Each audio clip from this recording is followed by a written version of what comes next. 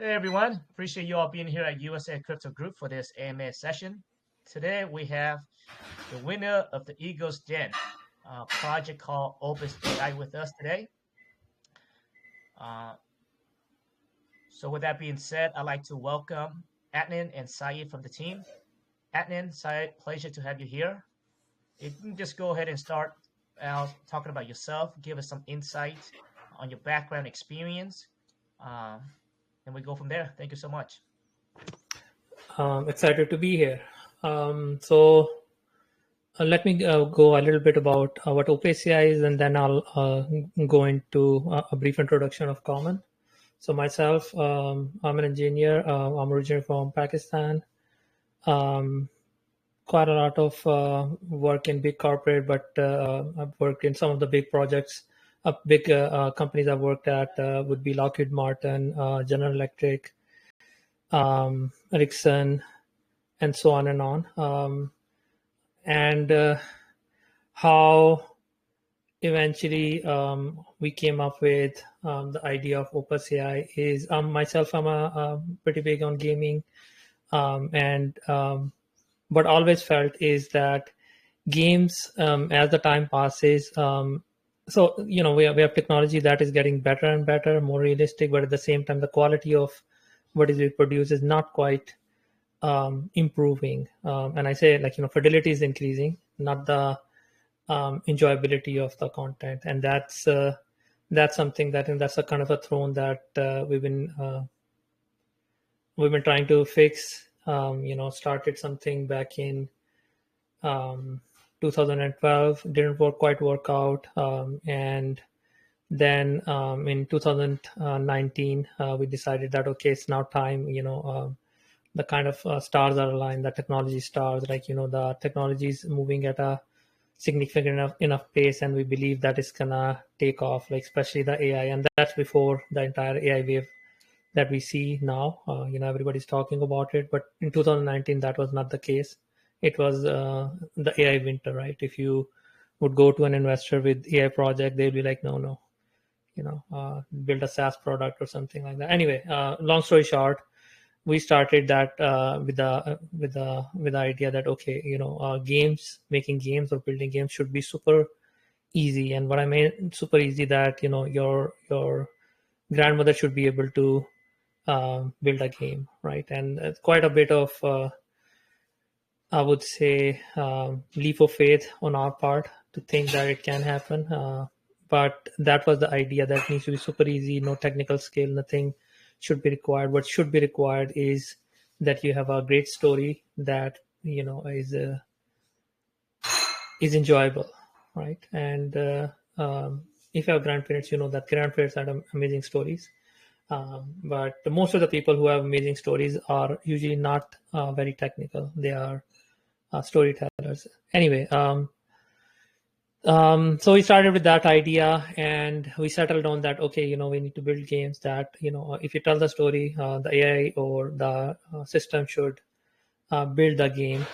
And one of the hard goal we set for ourselves is that it needs to be real time, as in you're typing stuff and it needs to happen. It shouldn't be like, okay, you wrote something and it's going to take, let's say, a minute or 2 minutes, but rather you type something and it happens right away. And we started on that. Like, we built the hard part. It's pretty amazing thinking back how far we have come from that. Now, while building, one of the things that we felt is that we're almost decentralizing, because if game production, it's basically done by 3 to 4 major studios, and now they are merging. So you have fewer and fewer every day. They're not more, right? So, and which basically means that now game production is centralized, and we felt that this is something that we're decentralizing, like making it easy for people who have no game development background to build games.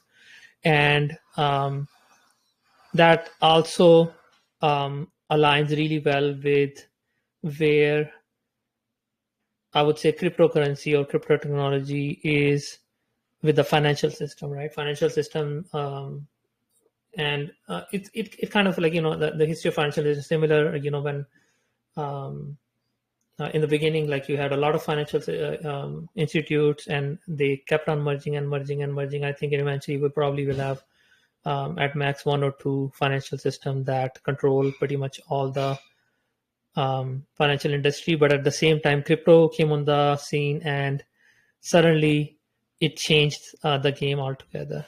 And that's where we started with that. Okay, we're doing one of the hard thing. May as well just pick another thing, and rather than building a SaaS product that uses a similar pricing or financial system that what we would think, like the centralized financial system. Let's go all in on the decentralization, both in the financial side of things, but of course what we're doing for the game development. So that's where we started, build quite a bit, both in terms of the game development platform side, and now we're starting on our journey on making the decentralized finance a thing, how you interact with our ecosystem. So I'll stop here and let you continue. Yeah, thanks, Anna, for that introduction there and a quick summary about the project. And we will go in depth on everything that you just spoke on there. So I'm trying to understand. Now, first off, do you guys have a white paper on your website currently? Because I didn't see one. Saeed should have an answer to that, but we do have a white paper. I don't know whether you guys, he shared it with you. He should have, I think, for the Eagle Den. So I'll let Saeed answer that. Yeah, we already have the white paper. I will share with you the link here. Okay, so but currently right now it's not on the website, correct? Yeah. It should be on the website, but yeah, it could be that the link is not live, or maybe is on a different page. So we'll send you the link. Yeah, I think that's gonna help, especially with investors, because right now you guys are going through the pre-sale right now, so I think that's gonna help tremendously for investors to do research on. So yeah, so I mean, you touch on a lot of different points there, Adnan, and we will in depth on the points that you mentioned there. But first off, man, it seems like your team, you guys have a lot of experience and background, not only in the crypto space but also in real life as well. So that's always a plus. Now, I want to touch on one thing that you mentioned there. You guys want to really make creating games more efficient and easy and accessible to everyone. And you mentioned, you said your grandma should be able to do it, which is crazy. But now let's go in depth on that. But what do you mean by that? Because I do see that you guys mentioned there where you said text to video gaming. What does that mean? So how can I create a game through just by describing the text? How does that work? So I mean, it's not as crazy now that I say it, and it's still kind of perplexing. But imagine in 2019 going to investors and saying that, because now you can write some text and at least create an image or a video, right? But I totally get what you're saying. So let's dive into what text to video games actually means, right? So how many video games have, let's crunch some numbers, like how many video games since the inception of video games do you think we have made as a civilization? I would say just a ballpark figure, north of 10,000, maybe slightly more, right? And that's quite a few, right? But if you start eliminating all the duplicates and all the non-interesting ones and so on, you're probably, and if you have a favorite list, if you're a big video gamer and if you have a favorite list, probably gonna settle down on 10, 20 that you really like you think that they're great, and maybe it's a series that new versions are coming on, and so on, right? Now the problem with creating video games, so this is a small number, right? What I'm saying is that it's a pretty small number, and it's not getting exponentially larger, right? No matter how much technology we have. Now, um, now what's the reason, right? What's the catch? What why is it not improving, right? Why is it actually somehow stagnant, like slowing down? And the reason for that is that creating video games is hard, it's expensive, it takes a lot of time, and most of the video games projects failed. And the reason they failed is, of course, like there's a lot of hard technology involved, but also it's very hard to validate whether the game you're creating is going to be it's going to be something that's going to be a hit with the audience or not, right? Because you're in a corner, you're creating a game. It's going to take 6 months or so before you can even have somebody play it. And if 6 months later your idea, you put it in front of somebody, so beta test or alpha test, and they say no, it's not fun, your 6 months is lost, right? And that's for a single individual, if you're doing some indie game, right? If you're a studio and you're doing that, you already spent a few $100,000 on it, right? Probably more. So that's where most companies, especially big companies, play it very safe. They just want to make more of the same. They don't want to make anything new, because new things, it's a big business risk, right?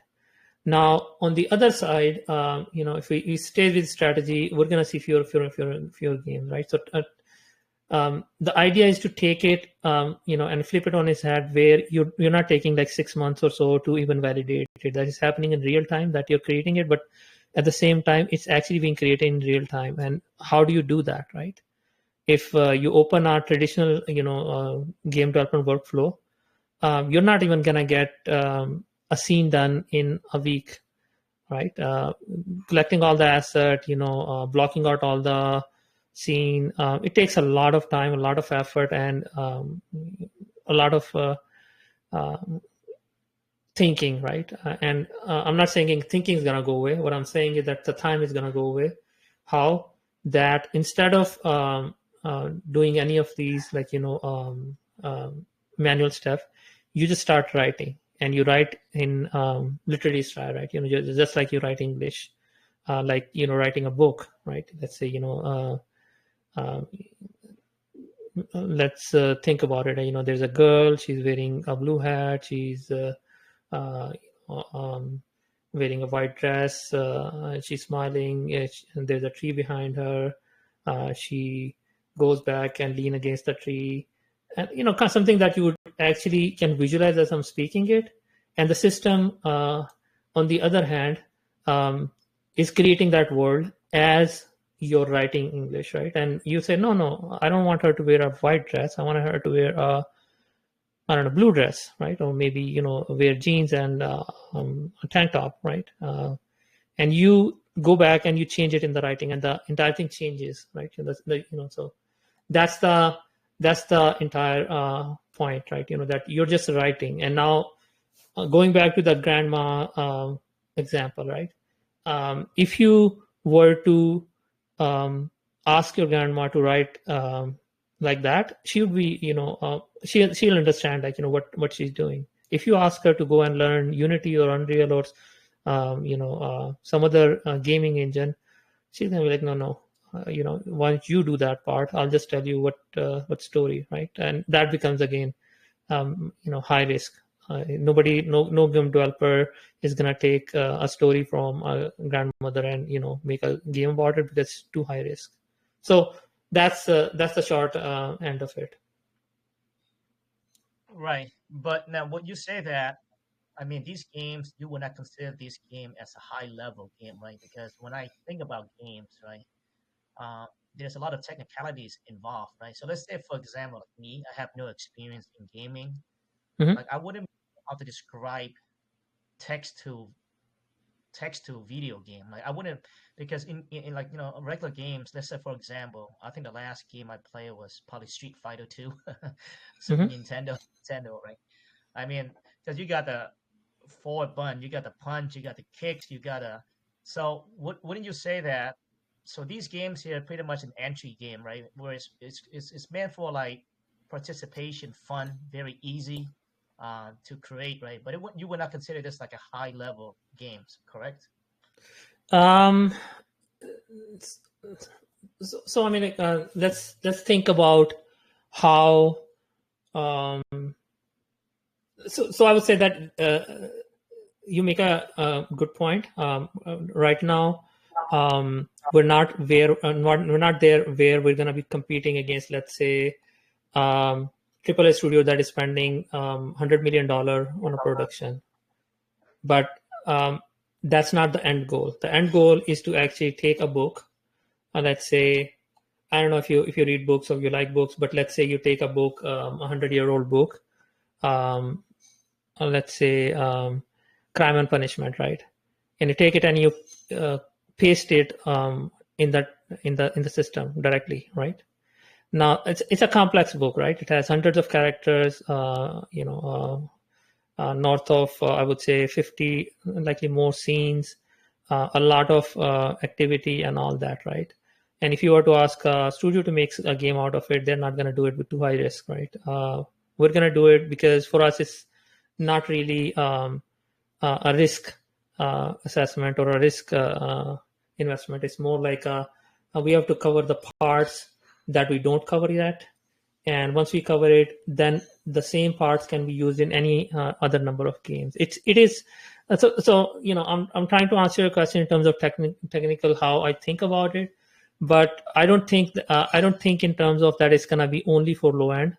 That's where we're gonna start. Just like let's say if 3 years ago, if you were to say text to image, what can you produce? Will it compete with a real artist? The answer would be no. It won't be. It won't be competing or putting a real artist like who's gonna draw a picture out of.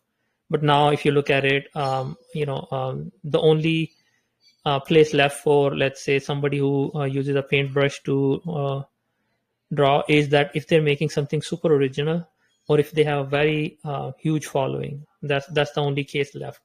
Everything else, like AI outperforms human artists, I would say, on several scales, 7 magnitude scale higher, and that's what we think is next for game production.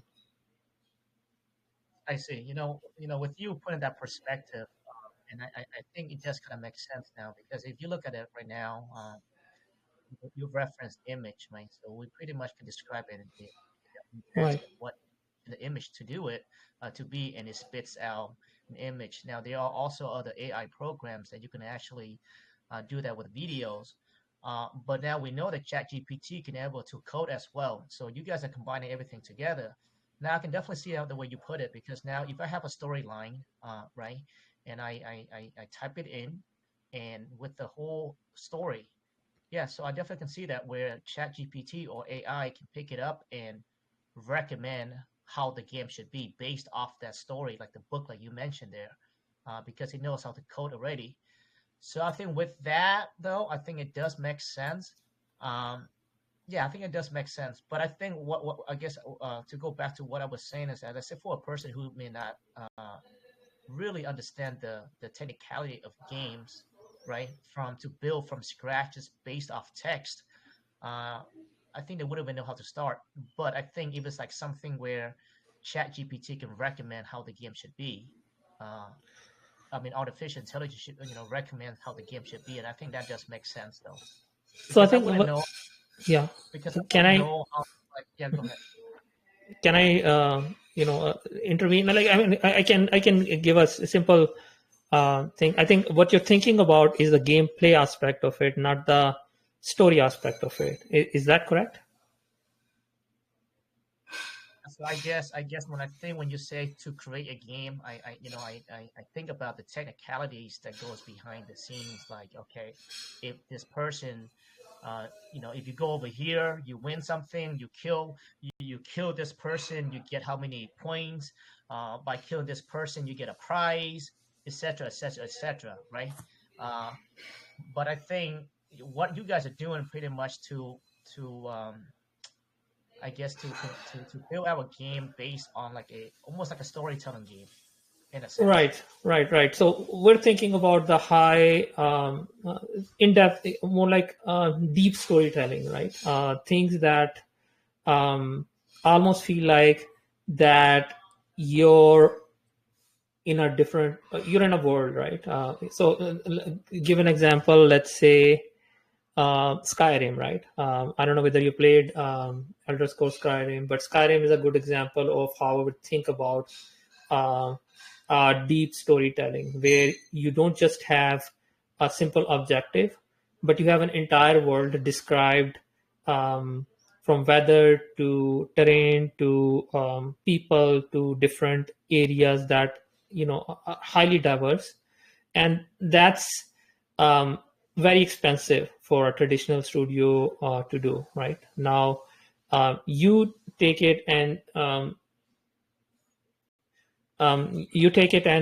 if you can build it through text, now suddenly, even without too much, I would say, technical work, you have an amazing experience, right? Even if you're roaming around in this world, um, and all you have to do is say, okay, set the gameplay type. And gameplay type these days almost kind of um, accepted that there are what are the elements of a specific gameplay. Of course, I'm not saying that nobody's going to come up with an original, completely different gameplay in the future, but that's not what we're targeting at the moment. Our target is to cover the existing style of gameplays and focus on the storytelling aspect of it to cover the more expensive side of things. Now, if you're a studio and you say, no, I want that, but I have very specific gameplay that I want to add in.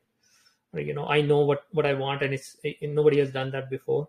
Now you can still export the entire thing that you've created, add your custom code to it, and package the game yourself. We're not gonna get in the middle and say, no, you can't do that. But that's, I think, is a more corner case that we want to cover later than from the get-go. That makes sense. That makes sense. Yeah, that makes sense. And even if you guys able to do that, like you mentioned there, where you help with a lot of the aspect of building games, and the developers or the person who wants to create a game come in and input the manual coding, etc. So even then, I think that should be a lot more efficient, and it allows more creating game more accessible. So yeah, I think gaming industry is big, right? And I think in the crypto space as well, I think that's going to be one of the biggest narrative coming up. Gaming is huge. We see that in real life right now, right? And the problem with the traditional market right now is that usually the developers or whatever, the owner, the company owns everything. And so, with the cryptocurrency, you guys able to, I'm pretty sure that you guys have a ways to kick back to investors or to the builders, etc., share profit, right? So blockchains allow you to do that very easily, where it's not being monetized just by the company or just one person entity only. So that's why I love the blockchain. Now, before we go on though, Adnan, because right now, what would you say? I guess before I ask that question, now, are you guys building games too, or are you guys just creating technology that allows people to build games? We're only working on the infrastructure aspect of it. We're not creating games ourselves. Our aim is to create the platform and then let people come up with the story, with the product, or more like the games themselves. I'm looking at the website information that I can find without reading the white paper. So you would consider yourself as a technology company then, correct? Because I see that you guys trying to do online ID verification. You have the governance, you have the marketplace. So when you say that you guys are a technology company, you guys don't really have like a main focus, right? You guys just try to improve. Okay. Right. We're a technology company. We're not a gaming studio. Because very different team, very different kind of work you have to do. We're focused on, let me think about it, right? What would be the right way to describe it? So the right way to describe it, let's say, how much money did Mark Zuckerberg put into his metaverse initiative. I think a few $1 billion, right? Now all that money went in, and it's not a lot to show for it, right? Because yeah, you have some smart glasses and all that, but I think the main problem with the entire thing was the content, right? You can't come up with enough interesting content fast enough that people will actually be hooked onto those glasses. If you're just showing them, this cartoonish caricature, it doesn't work that well. Now imagine that you can describe an entire metaverse in English or in a language, right? And you don't even have to be technical to do that. Now suddenly that entire thing becomes a lot more interesting, a lot more useful, and a lot more enjoyable, right? Even if you're just building a shopping experience or a job hunting experience or some kind of experience. Now, we want to stay on the technology side because we believe that this is going to be some more close to what the future of the, I would say, people connecting online would be than what we currently see. It's too early to say that that's definitely is going to be the outcome, but that's our hope. And for that thing to take off, to work, we have to really make creating content, especially 3D content, super fast, super easy, and easy for non-technical people. So that's where we see ourselves, right? Kind of technology that is enabling that future. Okay, so a technology company. Okay, that does make sense. Okay, so I think we kind of got an idea of what are you guys trying to do, for the game aspect of it. So let's go on to the next, I guess, mission or vision that you have as well, which is the digital ID. So let's talk about that. How do you envision digital ID, and what are you guys doing, and how do you foresee that being implemented? So I mean, digital ID is not a new thing, right? I mean, everybody has a digital ID. Actually, people have too many digital ID. That's, I think, is the main thing that slows us down, right? Not only we have multiple digital ID, we have to have a way to have multiple digital IDs, and the fear of getting hacked. And I mean, everybody's at this point very familiar with the concept and the drawbacks and all that, right? Now, what we see is, and that's not again a new thing, that your digital ID. So you invest a lot in digital ID, right? Your content, your your ideas, your let's say if you're using a Facebook ID or if you're using Google ID, so much stuff, so much data that your digital property, but is at the mercy of centralized, corporates that to them is just a number, right? So for us, I think that's something that is not quite aligns with our mission. So that's where we started with, that the digital ID needs to be owned by the user. So you can own your data, you can own your, and that's what the common ID is. That's the preamble of getting into the ID space. ID that is owned by the user and controlled by the user. Okay, yeah, like you mentioned there, digital ID is not something new. Okay, sounds good. Okay, yeah, I think digital ID is going to be very important as the space grow, right? Especially on the blockchain. But then the question is, how can you not make it centralized, right? Still keeping that decentralization aspect of it, but at the same time having that protections from the security protection, and also what's the right way to describe it? Because right now I just feel like we're heading to the path where even like MetaMask right now, right? Even MetaMask right now, there was an article coming out not too long ago that they do record IP, and so they pretty much know the people who are behind it. It's supposed to be a decentralized, and there's some sort of safeguard to really reveal your identity.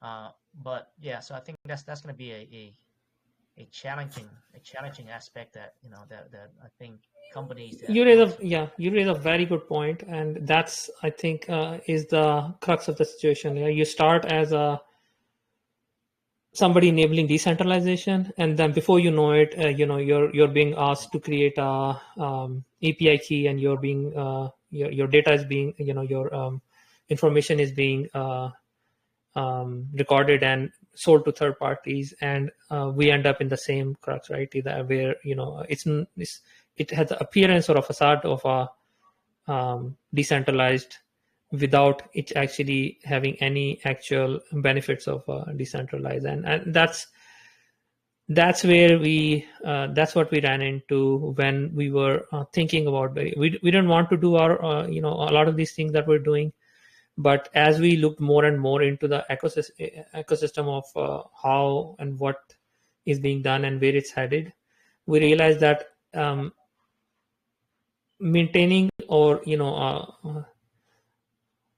so it can't be your main business, right? Your business focus can't be the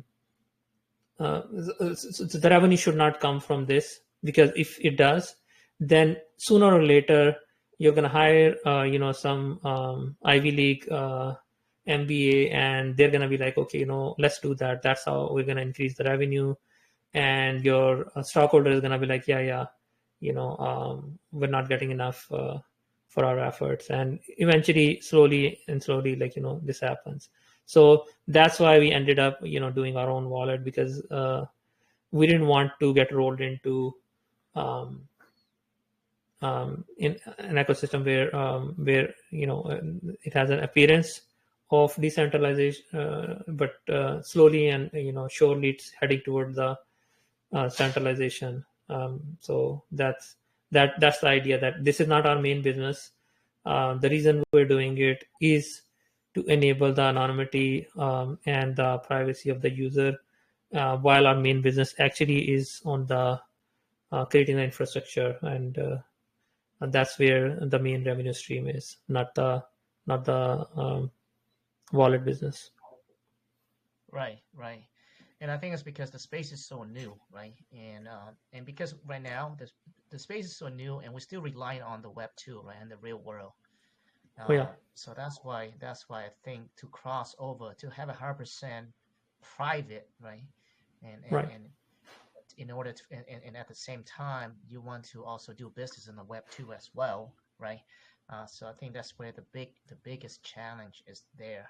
But I'm very Absolutely. sure that as the space grow, and a lot of people comes onto the space, onto the blockchain, then I think a lot of the business can be done within the Web 3. And I think there will be, and I hope that you guys can do it, where you can still have that anonymity, but also the privacy and the security, but at the same time able to, I guess, onboard, right? I mean, offboard into the Web 2 without really revealing your identity, if the governments and regulations allow that, right, too, as well, right? So you have a lot of factors that come into play. But we'll see how it unfolds, and I look forward to see how you guys' system will play out. So our hope in that, I'm just gonna pass a short comment. Our hope is that we do it fast enough to make it before any large scale regulation rolls in, right? And often we see a lot of freedom we enjoy is simply because the people who are doing it, they did so far that government didn't have time to go and stop them, and before they knew it, it was like almost like a normal daily routine for everyone, and governments didn't want to just disturb their economy, right? Trying to so that's our hope, that we can do it fast enough, and at the same time keep on somehow grab enough momentum alongside the rest of the crypto community, of course, but have enough momentum to convince I would say the governance bodies that this is actually in the best interest of the people and their own, right? So that's the hope.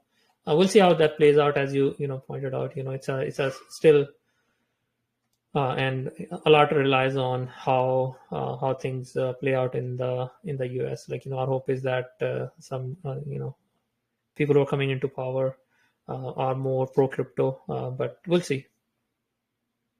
Yeah, that's a big question. I Hmm. had a quick chat with my community, and since you mentioned of how to see how USA play out, right?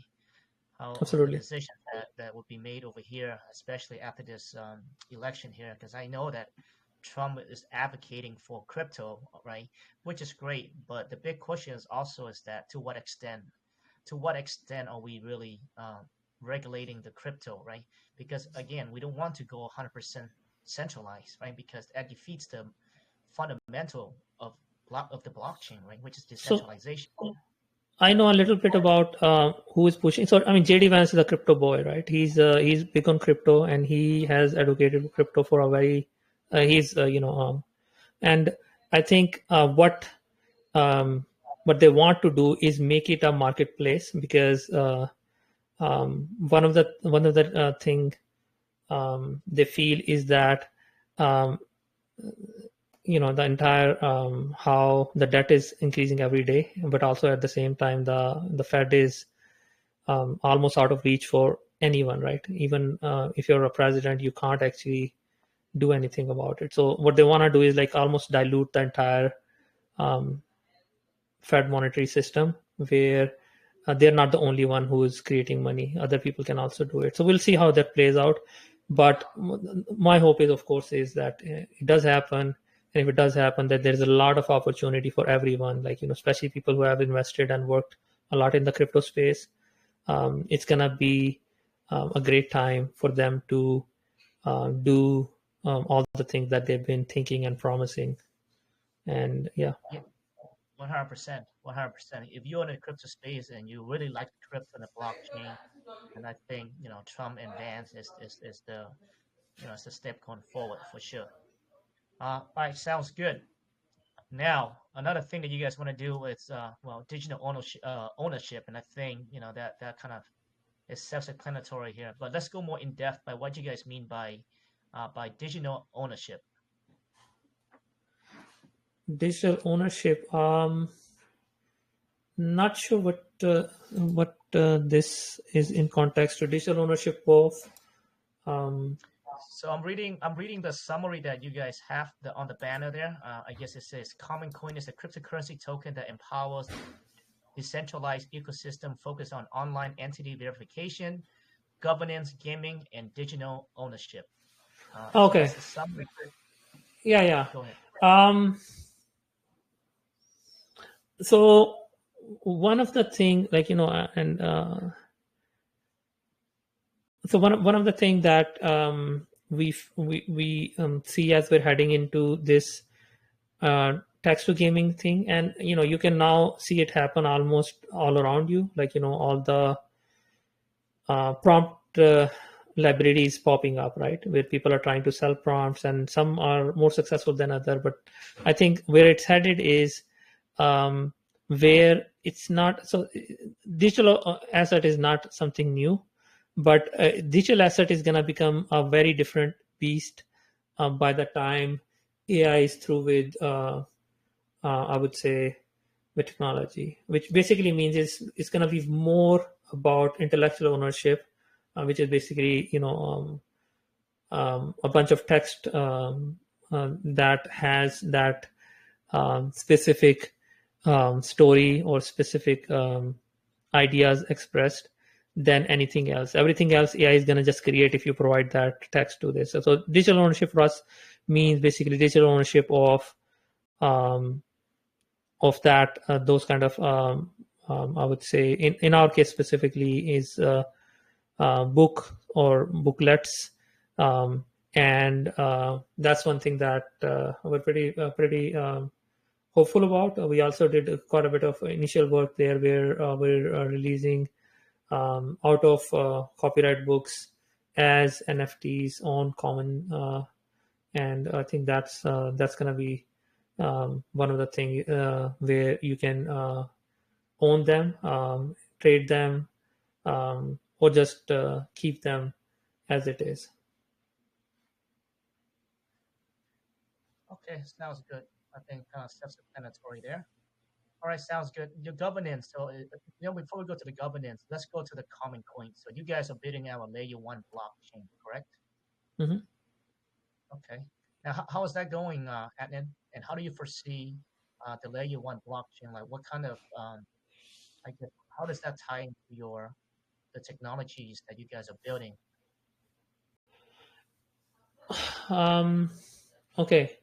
So I So guess what the question is why layer one? Because currently right now we have a lot of a bunch of layer ones that you can actually build a layer two and using the existing infrastructure of the existing layer one right now. But you guys are building your own layer one. What is the decisions behind it and how does it benefit the whole ecosystem, especially with the technologies that you guys are building out right now? So you dived into in a little bit yourself when you said you're seeing things being more and more centralized even when they're not, and that's something that we noticed early on. So we initially actually started on layer two, right? We started on targeting one of the popular layer two, either Polygon or some other, and we soon learned that first of all the performance characteristics are not quite what we wanted. We we're not of um, we're not keen on we weren't keen on building our own in that space, right? We were more than happy to use anything that being used, but we saw that if everybody's stacked, so all the cards are being stacked against one or two of the main layer twos, and if that happens, then it's easy for it's easy to be targeted, like for centralization. Whereas if you have, let's say, thousands of blockchains, thousands of these, then it's much harder, right? And that was one of the reasons which convinced us that no, we don't want to do, put our eggs in the basket where everybody else's eggs on. And also another decision was the performance characteristic. Even now, a single transaction can take quite a lot of time, and also a lot of in terms of gas fee, and um, uh, it's not quite so gas fee is something that we can tolerate. The performance characteristics were not quite something that were working uh, for us, and I haven't explored how technology has improved in the last year or so, but um, if it's the similar or slightly marginally better, then it's still not something that um, we felt gave us that freedom to experiment um, on how to integrate it, financial transaction or asset transaction into our ecosystem. So quite a bit of thinking and experimenting went to it before we decided that okay, let's go and roll our own. Um, yeah. Okay, sounds good. All right, so I think we kind of covered pretty much. Of course, you have the NFTs. So I think NFTs they're self-explanatory. So I'm assuming that with the NFTs, so let's say we don't have to go in depth in it, but with the NFTs, how does the sales of NFT kicks back to investors? Because usually people create NFT, there's always incentive for investors. So is it something that when you buy an NFT, you get more rewards? Is that how it works?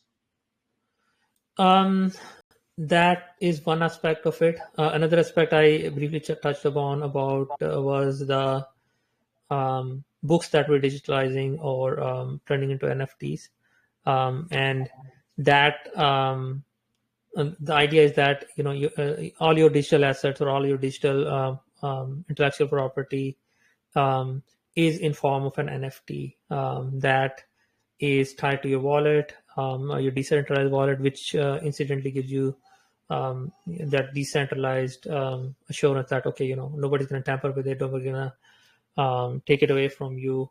It's yours forever. And of course, like you already mentioned the investor aspect of it. So I see it as a multifaceted thing. I think an NFT is a great technology. It has done quite a bit of um, changing the mindset of people who were not quite sold, in terms of how you can digitalize asset, how you can ensure ownership, how you can keep it transparent, etc. And that's something that we want to integrate into our ecosystem, right? Wherever it comes down to ownership, there is an NFT there to um, make it simpler to reason with and keep it transparent. Okay. Yeah. Sounds good. All right. Now I want to touch on that a little bit more. So these NFT here. So I guess I was just thinking. So are you allowing people to go on your technology and build out the game? So what you're saying is that some of these games, incentivize people to transform the game that they're building into NFTs, and investors able to buy those NFT, which represent the game or represent some part of the game. Is that how that works, or is that so the or this NFT is strictly within your ecosystem only? Both, right? So what you said is also one way that so let me give you a concrete example, right? So I gave an example of a old book. Some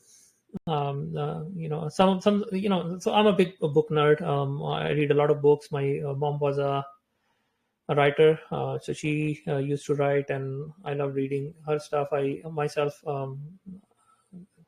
like to write as well. But the point that I'm trying to get to is, um, take a book for example, right? Any book, and majority of the books, I would say 99.9% of the books, and more than 90% of all script written, and I'm talking about Hollywood, right? So in Hollywood, all scripts that are written, close to 97% of the scripts are archived. They never see the light of the day because it's too expensive or experimental to produce them in the form of a movie or in the form of a game, right? Now, um, and the same goes with books, right? So if a book become a top seller, New York Times top seller, um, and everybody's raving about it, and then everybody forgets about it. Often studios pay some advance to the writer that in case they want to turn it into a movie or a game, they buy the rights right off. It doesn't mean that they're actually going to do it. It simply means they want to hold it. So let's say tomorrow, if they want to do it, they get the rights, right? So that's one way to do it. Partner with upcoming writers, turn their books into NFTs, and um, let investors buy those, right? Based on their popularity ranking, based on their overall market data, and they can hold on to this, and later they wanna turn it into a game. Just import it into their account, and you have a working game. Other part of that is that we haven't touched upon is the performer persona, which basically is where you have likeness of some type, and that likeness can be turned into an NFT, and that NFT again can be collected, it can be held, and it can be used to create a game. You're within a game, and incidentally, you can have the full rights to use that likeness. So let's say you're a dancer, not you, but let's say somebody's a dancer. She's great, and she records her likeness using our app. Now that likeness is an NFT, and that likeness can be collected. Let's say you are a big fan of that dancer, and you see that she's created that likeness. You go and you bid on it, and you buy it, and you keep it, and you get to use it if you want to, or you can just keep it as a collection for later or forever. So that's the other part of it. Sounds good. But like you mentioned there, right? There's no limit to what NFTs can be done, right? You can Absolutely. tie a lot of different assets into NFT, um, and digitalize that. So yeah, no, that's great. Uh, okay, sounds good. And I think we pretty much touched on the I guess the core of your projects there, the technology and the layer one blockchain here. So one thing really sticks out to me is that I did see a statement that you guys had already 15 partnerships. So let's speak on that. Like, what types of partnerships that have you guys, I guess, formed, and how are those partnership benefit you guys? Said, I don't know, Said is still in here. Speak on that because he's so Said is the main guy who's dealing our crypto related partnerships and community engagement. He's the one who handles all of that. I don't know whether he's still in It's still the in there. I stream. just muted him. So, Okay, hey, I'll Say, let him are speak. you there? Yeah, so based on my conversation with Astra, we have made like 15 partnerships already relevant to the investment and the seeds. I'm still expecting the further updates from there. And once I receive, I will share with the community as well. Yeah. Okay. So you guys will share the information later. Now, since we're talking about the private and seed, just quick question. Uh, how many rounds are you guys planning to do? And do you guys have a hard cap or a soft cap? Uh, it's still up in the air, so we don't have a final decision on that yet. We'll discuss that with and we can share it later. We do not have a hard cap as of yet, but once our I would say seed goes live, by then we'll have that answer. It sounds good. Now, I did see a link on your website that pre-sale is going on. And you click on it, you can sign up to get a notification, so that way you guys can alert. Um, I guess people who are interested in investing in the project. Now, but then when I click on the link, there's no pre-sale going on currently, correct? It's like a mailing list right now, right? You just, if you're interested, you just sign up and you get updates on when the pre-sale is going to happen, right? Because currently right now there's no link to the pre-sale, correct? Currently, we're not doing any pre-sale for Common. No. For Opus, we are doing a pre-sale, but that is more of the old SaaS-based pre-sale. So it's not a crypto pre-sale. Okay, it's not a crypto pre-sale. So what kind of, you say a private and seed sale right now? Is that what you're saying? For Common, we're not doing any pre-sale. No. But for Opus, we're doing a whole bunch of different things. To raise awareness and I think your if you're on Opus website and you click the pre-sale, that's a different one, which is basically you can sign up to be an early alpha tester for the producer persona or other personas that we have. So that's a traditional, you pay through a credit card and do this, but that's not directly linked to the Common. That's a separate thing that we're doing. For the Common, we yet to do our pre-sale. We haven't done that any. Okay, so the common, which is the common coin, you guys will have the pre-sale later. Yes. Okay. All right. Okay, sounds good. And all right. So on the same topic right now. So apparently you guys are doing a I guess the traditional raising money tradition in a traditional way for I guess for the is it so for the ecosystem in a sense, right? Now how is that going? And how is that going? And I guess what is on the roadmap right now? Like what have you guys accomplished so far? For the Opus, so in terms of, so you're talking about Opus, right, or Common? Okay, well the common is just layer one, correct? And the Opus is the technology that. Yes. Okay, all right. So so now we're clear on that. Okay, yeah. So let's talk about both. Like how's the technology, the Opus, how is that going? So for Opus, we built the technology. We're launching our tool early, I think next year. We're currently doing alpha testing. I don't know the current numbers of how many alpha tester we have, but it's somewhere north of 474 alpha tester that are currently doing testing, and we are hoping to increase that number to close to 5,000 by early next year. In terms of investor, we had several conversations with different tier of investors. We have investors who are very interested, but we want to have something on the market, something that is launched before we take it further. We are bootstrapped ourselves, so myself and my other founder, we've done pretty much bootstrapping ourselves, and we're keeping it this way for now until we're ready to start having more conversation with a common. I think Said has a roadmap that he can share. So there is a chart that you can look at, but um, we don't have any. I don't have any definitive answer to that. I'll let Said handle that because he's more familiar with how he's planning to um, work on it, right? So over to you, Said. Before we go on, I still have a question.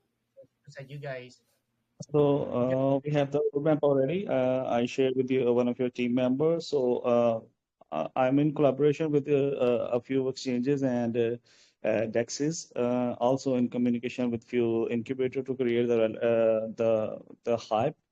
And we are planning to go for the pre-sale in the last quarter of this year. Yeah. okay. The Now, pre-marketing is the strategy for the pre-marketing is ongoing for now. Yeah. okay, I do have a question though, because it seems that you guys are gonna have a coin, a common coin, which is for your layer one blockchain, right? Now that's strictly for the Web3, right? Because we know layer one blockchain is for the Web3, right? Now you guys are also raising money for the technologies that you guys are gonna be building out, which is the Opus technology or AI. So describe to me how does that work? So let's say if I invest in Opus AI, do I not get the common coin, or how does that work?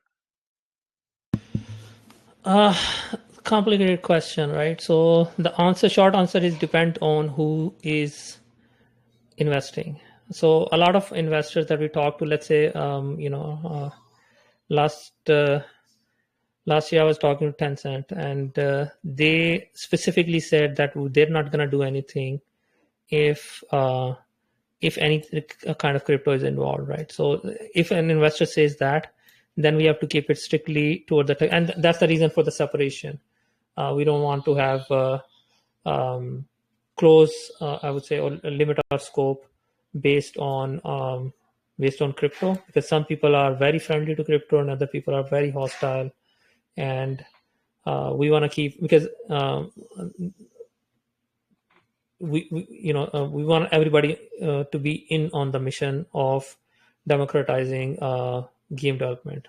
At the same time, crypto side is kept separated. So if you want to take part in it, you can. If you don't, that's perfectly okay. It's a different legal entity. It's a different, completely separated from the technology side. Right. So I guess as things move forward and you guys have a more clear plan of how that works, I think it's probably a good idea for investors to know exactly what they're investing into, because the big question is if they were to invest in a traditional let's say a seed round for Opus AI, right? Where is the value in that coming from, right? And let's say if they were invested to the common coin, where is the value in that coming from? Because if you just simply invest into a blockchain layer one itself, where's the revenue coming from, right? So if you separate that as two different entities, so what that mean is that everything you guys do in AI, you cannot go and fund the layer one, right? So those are the quick questions that I think, as you guys move forward, it's probably a good idea to be transparent about that and see how you guys are approaching that. Great feedback. We'll have an internal conversation. We'll come up with a more, I would say, structured answer to that. But thank you for pointing it out. Yeah, no problem. Because I've seen this before, right? I've seen it before, and you're right. You are right. It's sometimes you want to create different entities, right, to protect yourself or whatever, whether that's regulation, etc.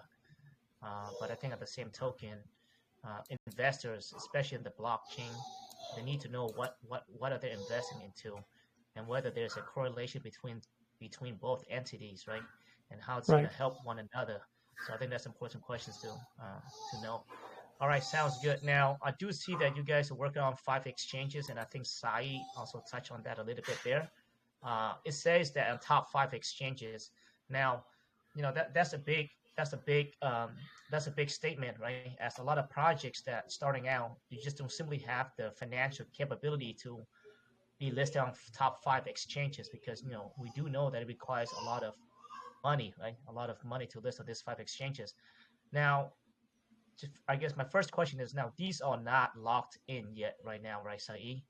This is something that you guys are working on, but it's not completely solidified, right?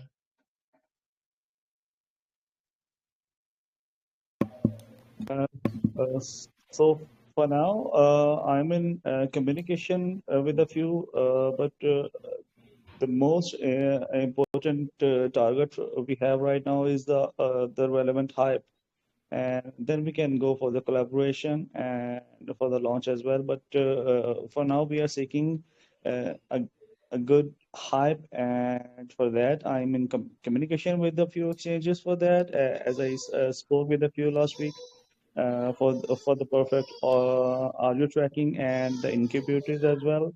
That's what I have in the plan for the pre-marketing already, but I didn't share any concrete statement with the community. I will do it in coming weeks. Yeah. Yeah, sounds good. So yeah, guys, make sure you guys really go into their TG or the follow the Twitter, and continue.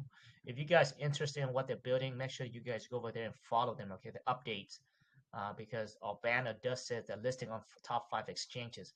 So that is not solidified yet, and so we want to be clear with you guys on that as well. But seems like Saeed seems like he has a solid plan, and that's the intention that they want to do. It's talking to these different incubations that incubator there that like he stated, and also in communication with these top 5 exchanges. But it is not solidified, so make sure you guys go over there and just pay attention and do research and and keep your eyes and ears peeled for their updates. Okay, sounds good. I think I think Adnan, I think we touched on everything. So it's pretty much to summarize your project. You guys are a technology company building out digital ID, a I guess efficient, more simplified platform from text to video games, where it's more accessible. You guys will have a marketplace as well. You guys will focus on privacies and security within the ID verification process or digital ID. And you guys also will building out a layer one blockchain, which is also a common. You guys are going through a private or seed sale right now for the Opus entity of it. So it'd be two different entities, right? So Opus entity, which you guys are focused on the technology side of it, more like a real life side of it. Then you have the digital side, which is the common coin, which is the layer one blockchain. Currently, right now, you don't have a token for the technology side yet. So I think the question is we need to get some more information on how you guys are tying these together, and if investors are investing in common coin, how does that correlate with the digital side, vice versa? Is that pretty good summary there? Is there anything that you want to touch on there? No, that's good. And it's a good summary, and great feedback. And definitely, one thing that we're waiting on, of course, is how the political landscape plays out, and that will give us a lot more how we want to structure these two or tie these two together. I guess, and but yeah. Yeah, sounds good. And yeah, if as thing progress and you guys uh, keep on executing the market plan, partnership, etc., and getting ready for the for the launch or for the pre-sale of the common coin. Uh, yeah, I'd like to get you guys back in here and to give us update before the pre-sale. Sounds great. Sounds good, Ann. Well, I think let me. You guys have time to take questions, or you think that we may have covered everything already? Um, I don't have anything. I mean, I can probably talk about a few hours on both sides, but I think that's the short end of it. Um, very happy to take any feedback from anybody who's in this AMA, and definitely will circle back later once the presale goes live, and likely do some more deep dive. But thank you so much for having us. Yeah, thank you so much for being here. Just thank you for coming back. And they did win the Eagles, Den, guys, and they did win the voting poll there, so that's why they're back here. So I'm glad that we had a chance to really dissect the project, through this AMA here. But we do have a lot of questions on the banner. I'll tell you what though, join the TG, okay, and you guys can ask them question over there. Give feedback on the AMA, and we will pick one winner over there, right?